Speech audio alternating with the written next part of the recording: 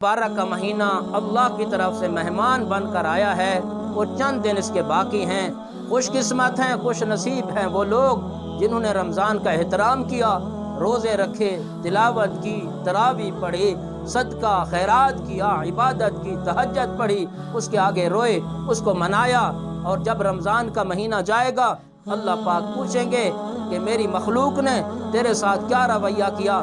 जिसने इसका एहतराम किया, जिसने इसका अदब किया, बताएगा रमज़ान जाकर फलां बंदे ने मेरा एहतराम किया, रोज़ा रखा, गुनाहों से बचा, तरावी पढ़ी, कुरान को सुना, कुरान की तिलावत की, इस्तिग़फ़ार पढ़ा, दुरूद शरीफ पढ़ा, तहज्जुद, इशराक, अवाबीन, चाश नमाज़ें पढ़ी।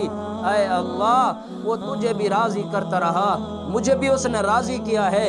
जिसके हक़ में रमज़ान हो गया अल्लाह की कसम अल्लाह उसको जन्नत का हक़दार बना देंगे।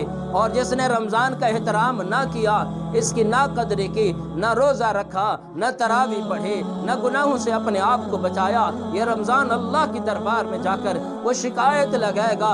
जिसकी शिकायत रमज़ान का महीना लगा दे, याद रखिए उसके हक़ में तो मोहम्मद करीम भी शफ़ाअत नहीं करेंगे। रिवायात में आता है क़यामत का दिन होगा, एक आदमी फरिश्तों की जकड़ में पकड़ा हुआ होगा, फरिश्तों ने उसको घसीट कर जहन्नम की तरफ लेकर जा रहे होंगे। आका मदनी, प्यारे मदनी, सोने आका मोहम्मद करीम फरमाएंगे और फरिश्तों ये मेरा उम्मती है, इसको छोड़ दो, क्यों लेकर जा रहे हो। फरिश्ते क्या जवाब देंगे, या रसूल अल्लाह सल्लल्लाहु अलैहि वसल्लम इसके खिलाफ जिसने दावा किया अल्लाह के हाँ वो मकबूल है। नबी अलैहिस्सलाम फरमाएंगे कौन है जिसने इसके खिलाफ दावा किया। फरिश्ते कहेंगे आका रमज़ानुल मुबारक का महीना है। नबी अलैहिस्सलाम क्या फरमाएंगे, जिसके खिलाफ रमज़ान का महीना हो गया मैं मोहम्मद उसकी शफाअत नहीं करूँगा। मेरे भाइयों सोचिए, अगर रमज़ान का एहतराम ना किया मोहम्मद करीम भी शफाअत नहीं करेंगे। इसलिए अगर आज तक कोताही हुई, कमी हुई, इसका एहतराम नहीं किया तो चंद दिन तो बाकी है ना, तौबा कर सकते हैं ना, अल्लाह को मना सकते हैं ना, चंद दिन तो रमज़ान का एहतराम कर सकते हैं।